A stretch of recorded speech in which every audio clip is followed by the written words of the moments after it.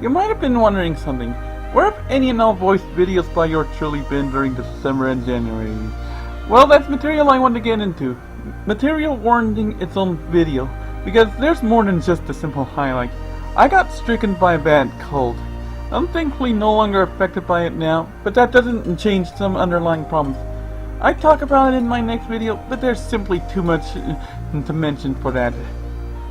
See, shortly before I got the cold, I suffered a severe motivation crash, and that's what I'm going to talk about, because that's probably why I got the cold in the first place.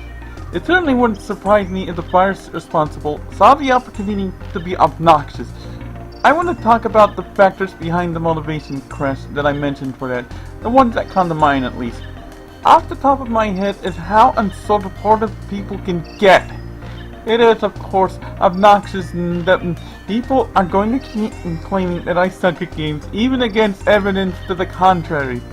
But what really hurts is when I actually get a charity effort off the ground and I didn't see a single cent donated.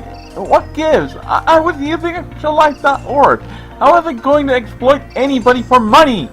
All proceeds already go to them, and I can't do anything about it even if I wanted, which was the point of me using the site. It wasn't just people online who were apathetic either. No, people I know in real life also didn't want to talk with me about the whole mess with Trump right after election day. Okay, why?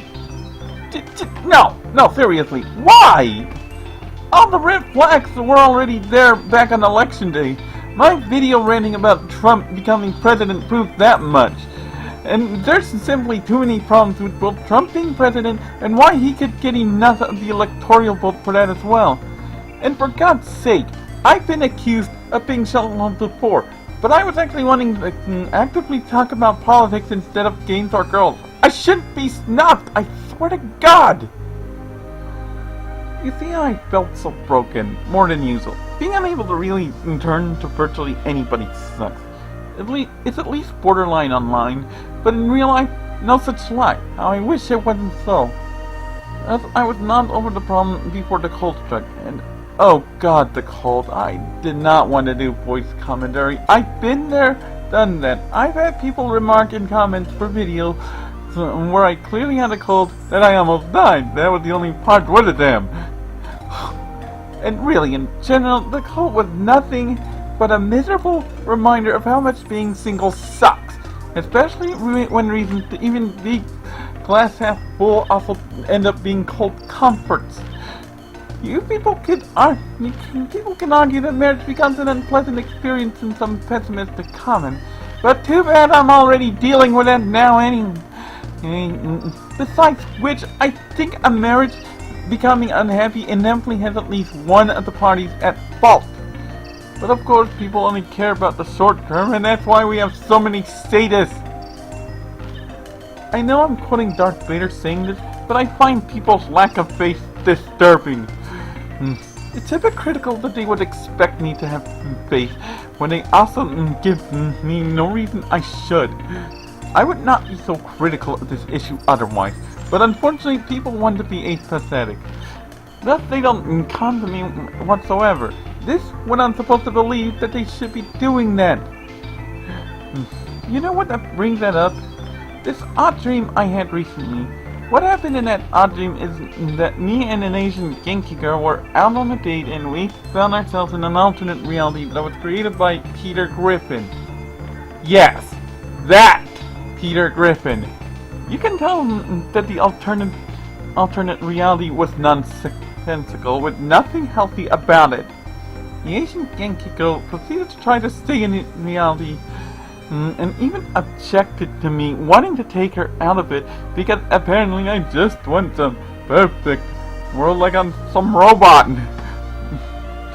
Like I'm some robot, one where she wouldn't be welcome. Funny thing is, all I needed to do to convince her to not stay was respond simply saying that I like her personality.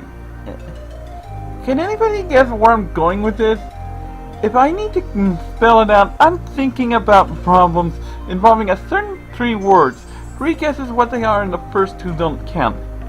This is a problem I've known about for over a decade, and yes, it basically boils down to show, don't tell. The big problem is being truthful and saying the truth. Which are some similar things. Is being truthful and saying the truth are just such similar things doesn't even do anything to help unless the other side is willing to listen and believe you. That brings to me why I bring up the odd dream. I'm wishing it wasn't unreasonable to convey how I feel, because anybody who knows me can tell I was telling the Asian Genki Girl in the dream the truth. But unfortunately, reality is different.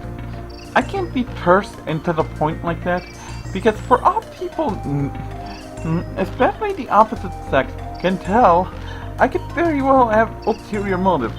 That by itself isn't an issue, but what is when people take their fear to unreasonable levels, and I end up having to live in terror of things like stalking accusations, because people want to be arbitrary, with no thought or side effects of that.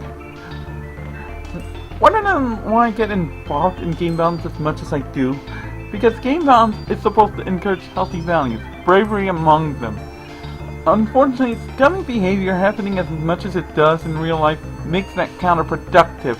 And that's annoying, because I haven't forgotten when as a kid I was scared off of A Link to the Past by the freaking Green Guards, discouraged by Croctopus Chase in Donkey Kong Country, just because of its concept, things like that.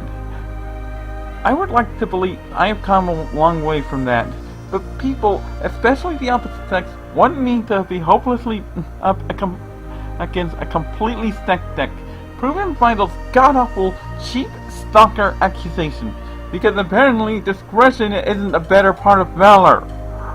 If they're going to claim that I'm not playing against the house, they need to prove it instead of continuing to be hypocritical. Otherwise, they're missing out on somebody who is already proven willing to do things like help a real-life equivalent to Athena Cykes with bathroom detail because she drew the short stick. I'm fed up with communication breakdown, but unfortunately it can't reasonably be stopped, which is the worst part. And people are all too happy to pull hostility out the rear. Anybody remember Roger Reddings from Spirit of Justice?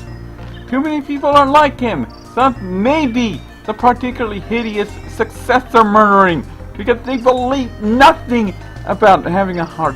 It makes Reddings scarily realistic, and with the frequency of these people, any suggestion of things like playing by heart is asking them to be called naive. There is a reason why I think tropes like idiot hero and good as dumb need to become discredited tropes. Seriously, compare Reddings to Trucy Wright, who manages to be an adaptive and creative hard worker who just as well as she did the Bonnie to Fame's mistake. I wonder how that happened. My point is, so-called talent at the expense of compassion is simply not talent because it suffocates variety instead of working with it. Why don't people get that? So I can at least get this idiocy out of the way and end this with some good news. I'm going to be recording the Shattered Films campaign soon, which I would have done sooner if not for the god-awful cult. Stay tuned.